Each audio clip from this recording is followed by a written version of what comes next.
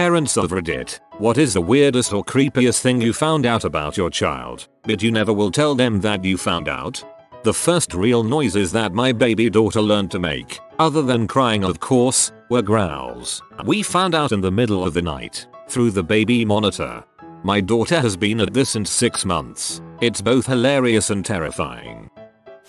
My younger brother, when he was about 3, started this game where he'd pretend his dong was a machine gun. So like, you could just be wandering round the house and he'd run up to you, completely naked, screaming, with his dong in one hand, making machine gun noises. I'm 30, still do that.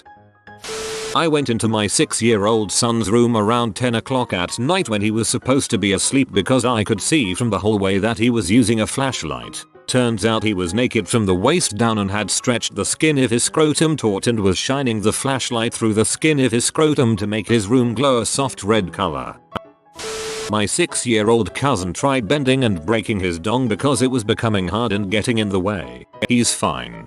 My son would cry and tell me his pee-pee was up. I asked him if it hurt and he said, "It hurts my feelings." My mom told me a story that I once casually strolled into her ladies' night gathering carrying a box of tampons and handed them out as welcome gifts. I was 5, had no idea what tampons were for, and I'm male. It was a different brand than she used. When I was younger, I found my mom's tampons and thought they were bulbs. I decided the only thing to do was to plant them in neat rows in the yard. My nan found it hilarious, but mum wasn't too happy. My female cousin and her female friend, I don't remember how old they were, but pretty young, had the amazing idea of playing doctor. Little did I know that this would include shoving nettles up each other's twats. About 2 weeks ago, my wife was playing outside with our kids, boy 2, girl 1, and she ran inside to get them some water or something. When she came back outside, my son was totally naked in the middle of the driveway taking a crap. Another one I know is, my friend's little brother used to go through magazines and cut out all of the women's boobs from all the pages in a magazine and keep them in a plastic bag under his bed that was labeled in black magic marker the booby bag. My parents sadly have shared it to me, as well as most of their friends. When I was a little kid and was being potty trained, I somehow got the idea that I would poop like my dog, so I would go out in the backyard and poop. My family was at our friend's birthday party at their house and I ended up pooping in their backyard, and their dog ate my crap after. We call that a yard cigar. Not a parent, but when my brother was younger, around 4 years old I think, he had his own poop and pee in Play-Doh containers under his bed. My mom found it when she was cleaning his room. He said he was practicing to be a doctor. When my son was young, maybe 3, he was in the backyard playing on this toy. I think it was a plastic horse that you rocked back and forth on. He suddenly stopped and got this weird look on his face and said, "Dong tickles." After a couple of seconds his face changed to alarm and he shouted, "Dong hurts." I imagine it was one of his first erections and he didn't know what was happening. My son, 5, asked me to get a particular film. It was an 80s film and it wasn't on Netflix, so I started to browse torrent sites to see if there was a copy of it. I click one of those fake download now buttons and a pop-up opens depicting a girl with her cheeks spread. I close it as fast as I can. "Daddy, was that a butthole? Can we see it again?" Dude, ad block. My wife and I have had a back massager. When my son was around 12, he left the dinner table to go to the bathroom. The ceiling started vibrating 10 minutes later. Our master bedroom was right above the dining room, so I went upstairs to check, only to see him humping the massager in a doggy style fashion. Without seeing each other, I just went back downstairs and explained to our dinner guests that we've been having an electrical problem. He was 12. He remembers. My parents caught my 12-year-old brother with 3-gallon jugs filled with urine below his bathroom sink. When they asked him what it was for, he said, "So I can tell how much pee I can make." A few years later he got arrested for throwing human and dog feces mixed with human urine in balloons at cars. I had one of those life-size walking dolls when I was a kid. My mom was babysitting this little boy. He was maybe 4. He finds this doll, which is truly life-size for him, brings it out to the living room and started dancing with it. So cute. Then he dropped it to the ground and started humping it. I believe he may have seen a bit more than his parents thought he did. I'm not a parent, but the creepiest thing I ever discovered while babysitting was that this 7-year-old kid had a dead fly pile. He made a game out of catching flies with his bare hands, but unlike normal people who would just walk away from the scene of the crime, he decided to keep them as trophies or something. So in the bottom of his closet he had a little pile of dead flies no one else knew about. I didn't say anything. Maybe he's secretly feeding those flies to something in the closet. My son, 5 at the time, announced to everyone at a large dinner party that Daddy's dong was long and hairy. Dad nods head in approval. My 2 nieces were playing with some post-it notes at my mother's house. The younger one was writing little messages on them and sticking them on things. I love you, hello, stuff like that. I walked past them just to hear the older quietly telling the younger one to write one to grandma, saying you're going to kill her. WTF is with little girls and putting in the oven or killing humans, animals or anything that breathes. My friend's kid. Mommy, how old are you? My friend. 32. Kid, oh, that's a good age to die, I suppose. Not a parent. Babysat 2 kids for my sister, the usual sitter. The little girl was eating and turns to me and says, we could fit Diva in the freezer.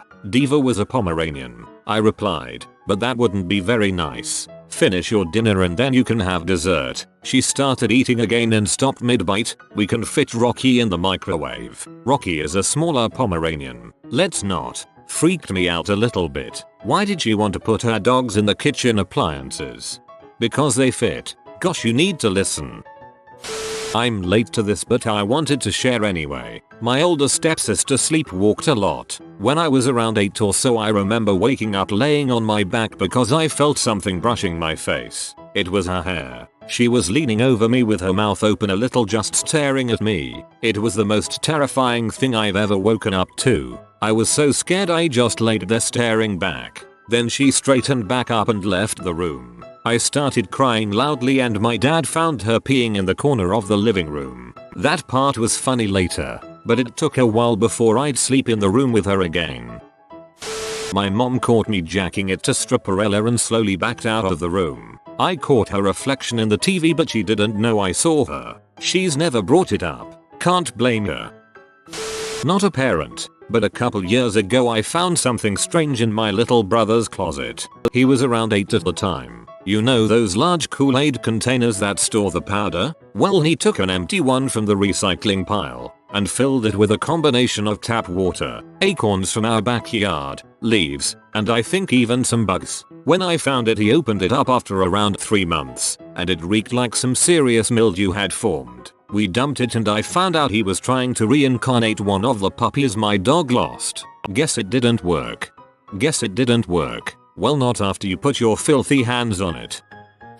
There was a girl I used to go to school with and she told me a story about her sister once. Her sister had an easy bake oven and the family had some goldfish. One day, the sister decided to wake up extra early so she'd be able to make the family breakfast. Cute, right? Wrong. What she had planned for breakfast was goldfish a la easy bake. Her goldfish died under a light bulb. R.I.P. goldfish.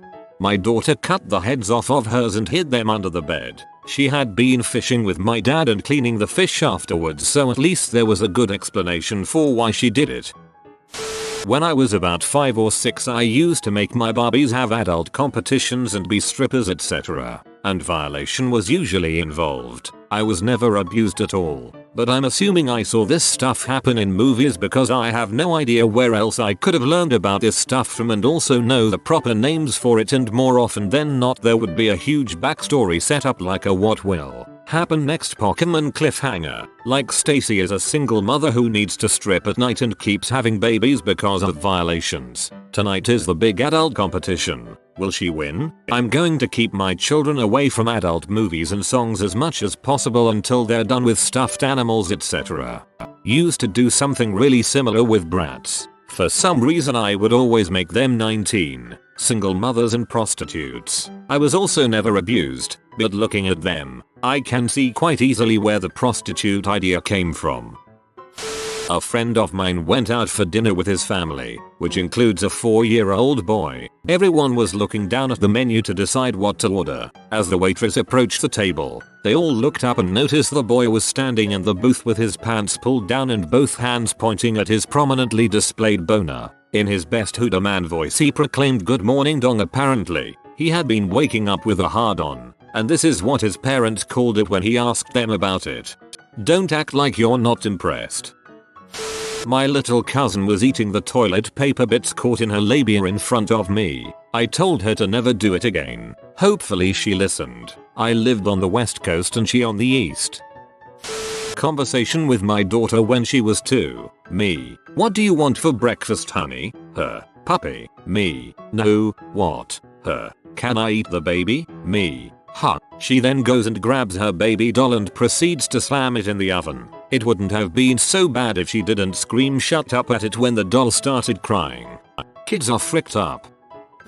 I was going to babysit my friend's younger brother and sister and the mom wanted me to come over for dinner so they could get to know me better. Before I left, the boy, 5 years old, said loudly and cheerfully and completely out of the blue, "When I grow up I want to beat my wife." His parents were genuinely confused and told him that was wrong. In the few years we were neighbors I never saw any signs of abuse, so who knows where he got that from.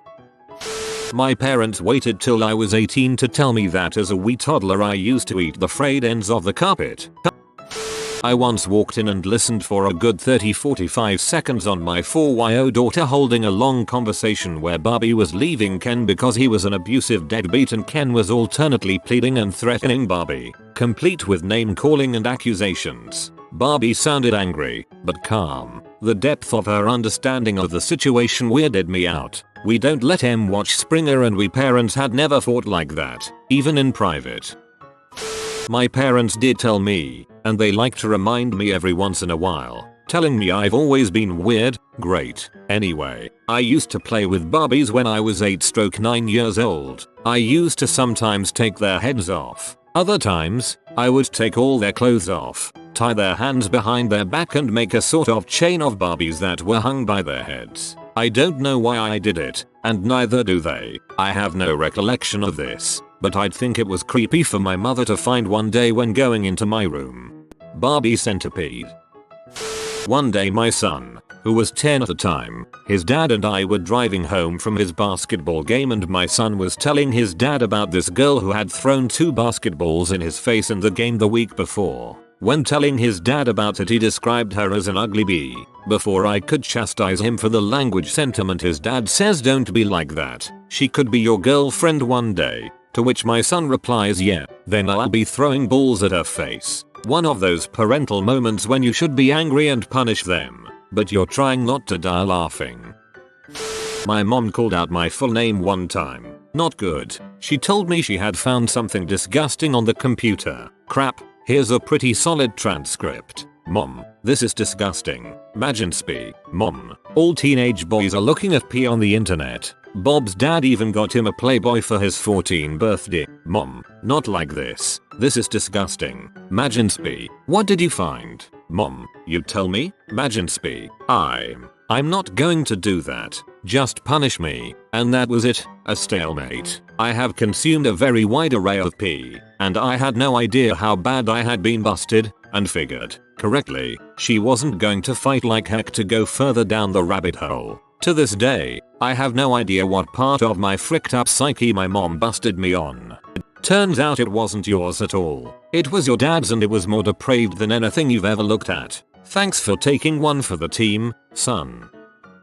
My son is 2.5 so we have many years of creepy ahead. But for now, the other day he was rolling around on the floor in the living room, doing these really weird looking somersault things. What you doing, bud? Just trying to bite my dong. Oh, well, be careful.